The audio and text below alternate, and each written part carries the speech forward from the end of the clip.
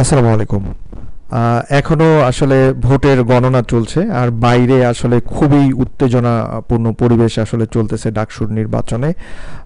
দর্শক, আমরা দেখতে পাচ্ছি যে আবিদ ছাত্রদলের যে ভিপি প্রার্থী, তিনি বলেছেন যে ডাকসুর নির্বাচন হাসিনা নির্বাচনকেও ছাড়িয়ে গেছে।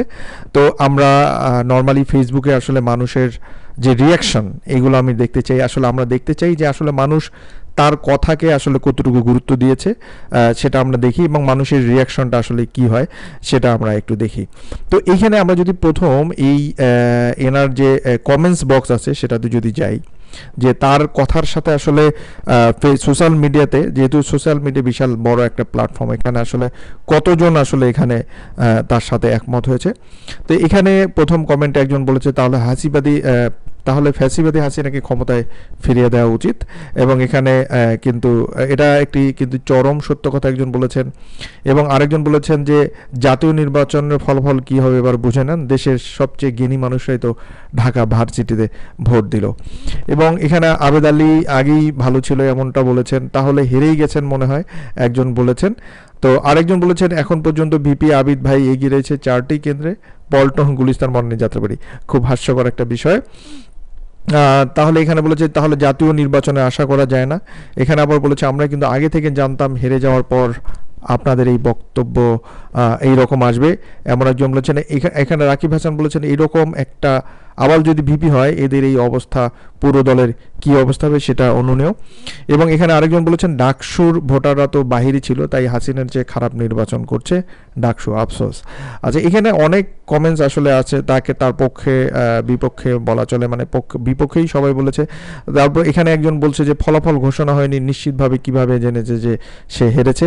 এটা খুব ইম্পর্টেন্ট একটা কথা, যেহেতু এখনও ভোট গণনা চলছে, আগে আসলে হেরে যাওয়া উচিত না।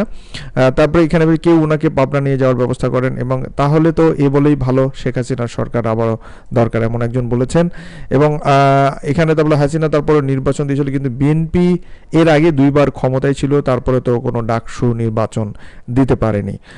তো এখানে আসলে অনেকেই অনেকভাবে মন্তব্য করেছেন, কারণ হচ্ছে যে অ্যাকচুয়ালি এখনও যেহেতু ভোট গণনা চলছে, সেজন্য আসলে তার যে কথাটা এটা আসলে অনেকেই আমলে নিচ্ছে না বলা যাচ্ছে।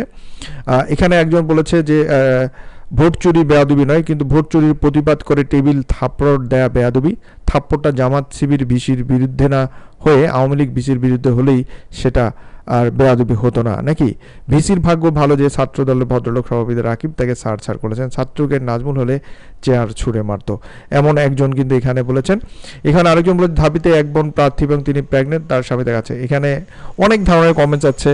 এখানে একজন বলে পাগলে নাকি বলে, আর এটা বলেছে। তারপর অনেক ধরনের একজন বলেছেন মিথ্যাবাদী। তো অনেক ধরনের কমেন্টসই এখানে আমরা দেখতে পাচ্ছি।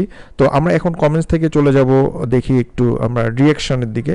তো এখানে তার এই পোস্টের মধ্যে 4000 এখানে রিয়াকশন পড়েছে লাইক কমেন্টস থেকে। এখানে আমরা যদি দেখি রিয়াক্ট এখানে পড়েছে প্রায় 3600, লাইক পড়েছে 833, এবং লাভ রিয়াক্ট পড়েছে 34। তার মানে তার এই পোস্টটাকে বা এই যে তাই সেই কথাটা বলেছেন, তার মানে এখানে 3600, 3500 মানুষই এটাকে রিয়াক্ট দিয়েছেন, বাকি 34 জন এবং 833 জন লাইক এবং লাভ রিয়াক্ট দিয়েছেন।